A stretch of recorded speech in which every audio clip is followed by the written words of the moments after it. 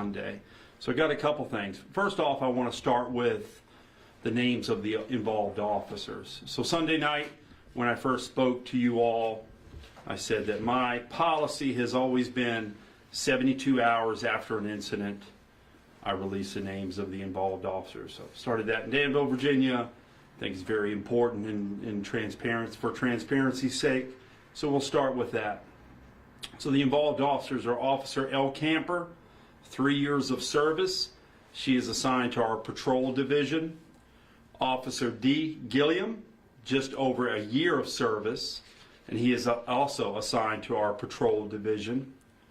And Detective R. Sloan, 15 years of service. He is assigned to our Special Investigations Unit. Now, we got that out the way. The good news. Officer Camper has been released from the hospital and now is comfortably recovering at home. That's applause worthy. Her injuries were very serious, but she is recovering quickly and the prognosis is very hopeful. And let me reiterate something that's not here in front of me. So when I spoke to you Sunday night, things looked grim. But Officer Camper, you can believe this, is a fighter. And one of the things I'll use to illustrate this, and I like to tell this story because this is something I couldn't do, is by the next morning at 7:30, she was on the phone making sure she called court that she wasn't going to be in for her cases to be heard that day. So let that sink in. Shot multiple times, and you're worried about missing court. Okay, that's the type of officers we have here in the Roanoke City Police Department. So I also want to reiterate that I'm incredibly proud of the heroic actions of Detective Sloan and Officer Gilliam. They without a doubt saved lives Sunday and kept a dangerous person from hurting anyone else in our community. Update to the homicide investigation. We can now share that the victim of the homicide that is connected to this incident was Douglas W. McFalls, 69, of Roanoke, Virginia. I believe VSP, Virginia State Police, gave you the name of the suspect in this homicide yesterday evening. We can confirm that both men are closely related and that Wayne McFall is the father of David McFall. At this point, we can provide no further updates about this ongoing investigation. The RPD reset team did deploy at both Melrose Towers and the 1600 block of Lawrence Avenue Southeast today to make sure that those community members who have been impacted by this traumatic incident or incidents were able to connect with the help of those they need. Thank you to the volunteers who join us on these walks and the Sheriff's Office and Roanoke Fire and EMS for assisting us with those walks today. We're also caring for our co-workers at the Roanoke Police Department. On Tuesday, the Virginia Law Enforcement Assistant Program with our peer support team, coordinated by our chaplains with Shield Chaplaincy, spent the day providing support to be sure our people are okay and they have the strength to deal with this sort of traumatic event long term. This is something that has changed much since my almost 30 years here in policing. Officer-involved shootings where one of us were hurt, we just kind of pushed through it and we come to work the next day. To be a part of teams working together to help our first responders heal was very impressive. I was in a debriefing last night for about 3 hours, and just for everybody to come together and talk about what they were feeling shows you that we as a profession is evolved quite a bit in my time. We are aware of the community support that has been given to our officers, and we are very appreciative of that. Today I'm joined by members of the Roanoke City Police Association who want to provide a brief comment and mention some of the ways our community members can help our injured officers. So once again, we appreciate all the support that has been shown thus far for our injured officer. I think the best folks to really kind of be the spokespeople for that is our Officers Association. So I'm going to let them speak a few words, and then I'll come back to the podium and take your questions. Once again, we are thankful for our community for coming together. I'm thankful for the heroic actions of our police department. And even though we have had a very tragic event and we are still healing from this very tragic event, I am most appreciative that our officer was released to her home at noon today. So thank you. I'm going to hand this over to Earl Camp, who is the head of our association. Thought I was going to forget your name, didn't I? All right, Joel Camp. There you go. A lot of names in my head. Sorry, I knew I got something wrong there. All right, Joel, come on up. Thank you, Chief. Again, my name is Joel Camp, and I'm honored to serve as the president for the Roanoke City Police Association. We wanted to take the opportunity to express our appreciation for the outpouring of support that we have received since the incident on Sunday afternoon. The support from our City Council, community leaders, businesses, Shield Chaplaincy, and partnering law enforcement agencies has been nothing short of remarkable, and we're very grateful for it. The leadership from Chief Booth and Deputy Chief Stokes from the onset has been exactly what we needed to navigate this difficult path, and we want to express our sincerest thanks to them as well. We want to express our appreciation to all of our co-workers here at the police department who came together as a team and showed exactly why the Roanoke Police Department is such a fine organization. Although the road to recovery for Officer Camper will take some time, we are thankful for her resiliency, bravery, and tenacity. We want to express our appreciation for the care that she has received thus far, beginning with the brave officers that ran toward that gunfire and came to her aid. There she received care from Roanoke Fire EMS, the entire medical staff at Lewis Gale Medical Center, and all of the employees there has been nothing short of exceptional. Traditionally, we, the members of the Roanoke City Police Association, have maintained a relatively low profile and focused our efforts on the needs of our members. And although we have not solicited outside funds, there are businesses and individuals that do contribute to our Officer Wellness Fund from time to time. These funds traditionally are used to help our officers who may be experiencing financial hardship due to unexpected medical bills, accidents, and things which many of us do not financially prepare for. In recent years, the need for mental health treatment has also come into focus, and the cumulative effects of trauma that is experienced by our officers and the toll that it takes. Since Sunday, there has been a heavy increase in questions by businesses and citizens as to how they can be of assistance to the officers that were impacted by the incident on Sunday. And in response to these inquiries, the Roanoke City Police Association quickly set up a website and a Facebook page to provide a means for those who desire to support these officers to be able to do so. Anyone who desires to do so can go to either of these pages to make a donation that will be directed to the needs of our officers. The website that we have set up is thercpa.com, and the Facebook profile is Roanoke City Police Association. Both of these sites also include our mailing address for anyone who would prefer to mail in a donation. The Roanoke City Police Association is a 501c5, which is a nonprofit organization. However, gifts to our organization are not tax deductible. Once again, we, the members of the Roanoke City Police Association, want to thank you for your kindness and support as we have gone through these challenging times. Thanks, Joel. Nice job. Questions, comments? Isabella. Chief Booth, I was wondering, very glad to hear that Officer Camper is back home. She is recovering. Can you share any details about the extent of the injuries? We've been hearing a couple different things. I really can't. You know, that's of a personal nature. Plus, VSP is still investigating that OIS.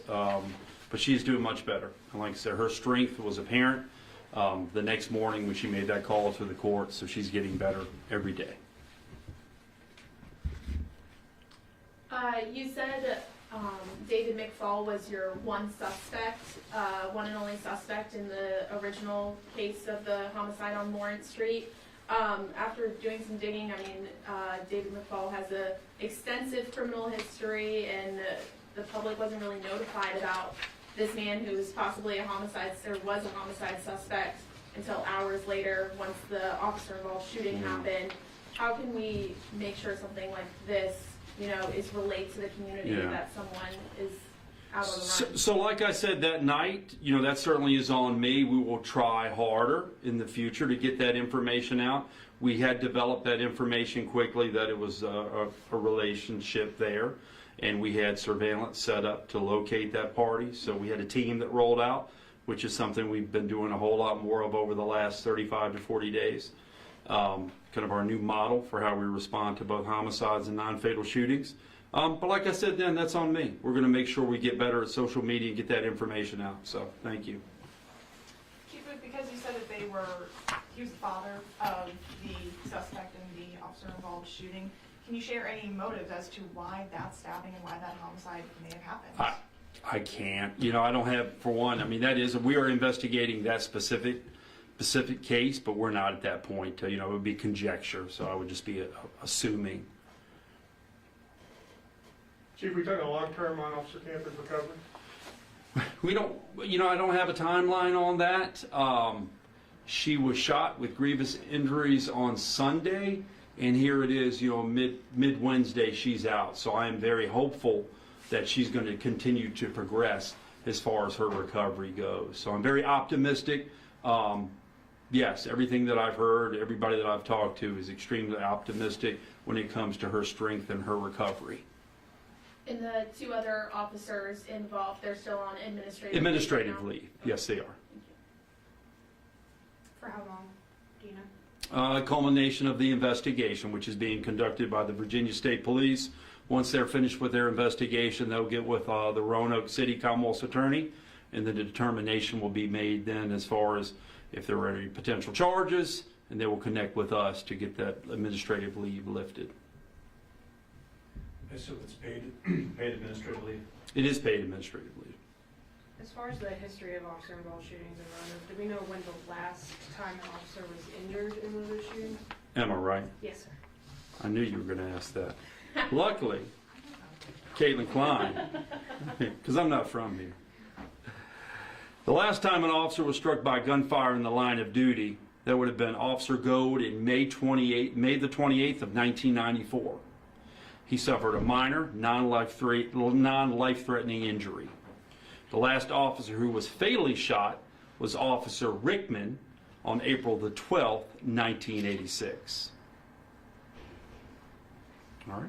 You kind of touched on it Sunday night, but just the heroism that we saw Sunday of these three officers approaching this suspect, keeping the community safe and keeping one of their own, you know, saving her life. Yeah. So you want me to reiterate that again? Yeah, You want the yeah. same energy that I brought Yeah, same Sunday night? energy. Is that what you're looking for? Yeah. You know, it's kind of in the moment. But what I saw is, and what I felt then is what I feel now, is tremendous heroism. And certainly as something as a new chief that has been here for about 40-ish days now, 35-ish days. I get lost in the moment sometimes. What I saw was a department and a community that came together. And, you know, maybe we didn't get that information out quick enough, but I will tell you this. Those officers were on the scene quickly, and they developed that suspect early on.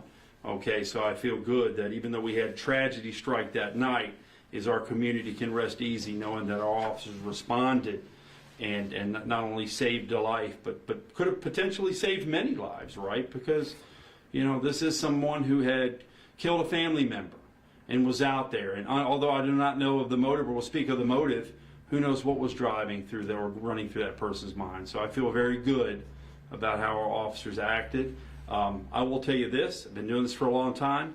If I never had to manage or be a part of another officer-involved shooting, or see an officer struck by gunfire, or see a community member lose their life, it would be too soon. I never want that. I want in 2024, I want to stand up here and say we've had 0 homicides in our community. Anytime there's a loss of life and violence, it's a tragedy. But it is part of our reality, right? Part of society. So when I see a department that is trained appropriately, that works together and can respond to those types of incidents, it makes me very proud. Chief, was saw some reports today of police officers lined up along Peters Creek around noon. I'm assuming that was for Officer Camper. Can you speak a little bit about the solidarity that your department has shown rallying around this officer? Tremendous amount of support. Good question, Isabella. You did. You know, that's something that many times jurisdictions will come from all over. We had folks not just from the city, but Roanoke County, Salem, Vinton. Gosh, I don't want to just name agencies. I miss somebody, but everybody was coming out, flashing lights, showing support. Folks showed up at the hospital. Partners showed up at the hospital, families and friends, to show their support for Officer Camper as she was being released. Actually, the Secretary of Public Safety, Terry Cole, had actually been there to visit her at 11 o'clock today and didn't stay for that because he just wanted to really just be genuine and show that support. So that was big for us in the Roanoke Police Department. And I felt that that was an outpouring of support, not only from local government and the community, but also from our state government. You know, this historically, policing is a tough job, right? And we saw in the aftermath of 2020, maybe it got a little bit tougher. So it's a way that we can show officers that we love them, that they're supported, we're there for them. And, you know, I think it matters. I do. We like to help. We like to think that will help with her recovery, to know that we are standing behind her. And what I saw, and I probably didn't speak about this so much on Sunday, but you know, after this incident, after this shooting, I had officers coming in from their days off. They were, and I've been doing this a long time, few different police departments, and I'd never seen that response. All right, they always cared and they called and they texted, but I didn't see officers that many times are going to leave the comfort and security of their own homes, put on a uniform, and come in and work a crime scene or run radio calls or just be there for other officers. And I saw that night and the next day, and I continue to see that with our peer support meetings and what have you. So a lot of support here in Roanoke. This is definitely a community. And then following up with that, of course, we have 3 officers who are out now. What kind of an impact is that going to have on your department? Well, you know, we have staffing challenges we've had for a while, and luckily I've got creative supervisors that are making sure that the streets are covered. You can believe that. There is no gap in service delivery here in the city of Roanoke, and we'll make sure that's covered. You know, we might have to spend a little bit of overtime here and there, but you know, we try to always act with the best interest of our officers and the community in mind when we're looking at those staffing challenges. I've noticed a slight uptick in stabbings recently, maybe the last 3-4 months. I don't have exact numbers with me, but is there any reason why we might be seeing that happening more often opposed to gunfire? Yeah, and I don't either, Emma. I don't know. You know, it's a good observation on your part. You know, my default when it comes to violence is usually gun violence, because most urban communities like ours, gun violence drives that. But we have seen that. Usually, in my observations over years in policing, when you see a stabbing, it's usually very personal, right? It's usually a domestic related. There's a familial relationship. In this case, we had a father-son, maybe some anger there. So that's normally where I've seen that before. Chief, I know that the investigation is continuing. I know that Virginia State Police is leading this investigation.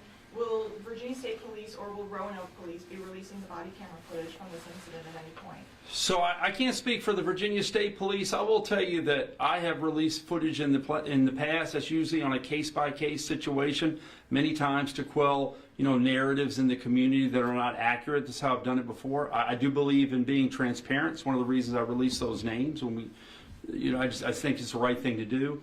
In this specific case, you know, we're still evaluating the potential impact. I will say, since I've seen it, and a couple people in this room have seen it, it is horrific. It is horrific to see a police officer gunned down like that, literally blood on the screen, okay? And I just don't know if that's something that I'm ready to share with the community. And I don't know if that's something I want to share because of the impact to an officer that is still recovering. You know, here we are 72 hours in. So I'm not saying we can't circle back around and have that conversation, but right now it's just, I don't feel that we're going to do that.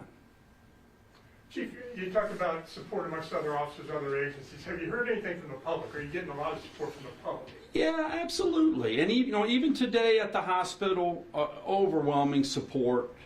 Certainly we got calls, we got emails, just random people walking by making comments.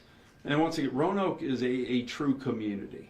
I haven't been here long, but I recognized on day one, day two, well before this tragic incident, that it's a community that cares about each other and they care about their police officers. So that was really solidified after this incident. Chief, you talked a lot about the great outpouring and what went right. What are some of the lessons that we can learn from this and that maybe didn't go as textbook would? Well, as been pointed out, I got to get information out quicker.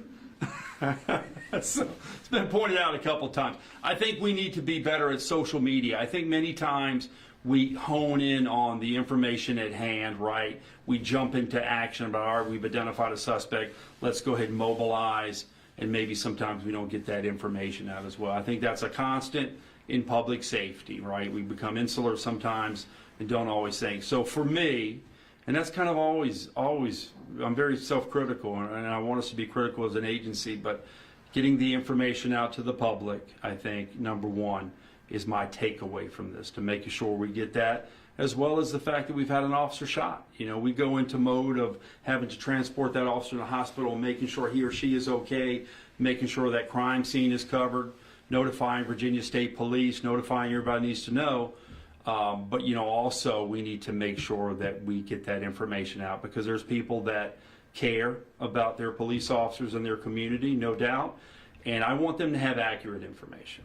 And what I have learned over the years, if I don't give them accurate information, they're going to fill in the blanks, right? So that's sometimes some of the things that presses pause, is because we don't have all the facts, so we want it to be perfect.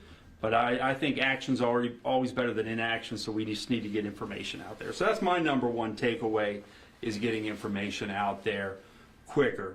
I was very happy with our, like I said, heroic response, the fact that we had officers that rendered aid, that we had officers that were cool, calm, and collected.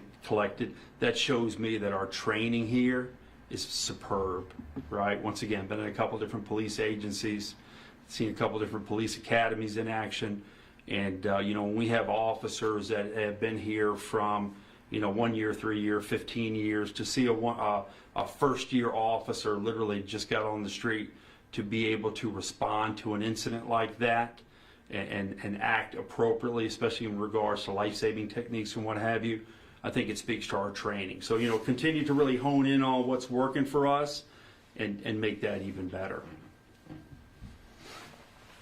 Chief, how are you doing? I mean, I'm good, Isabella. I'm good. 2 months I'm in. better when I'm not reading stuff. I get stumbled. I call people Earl instead of Joel. I get all messed up.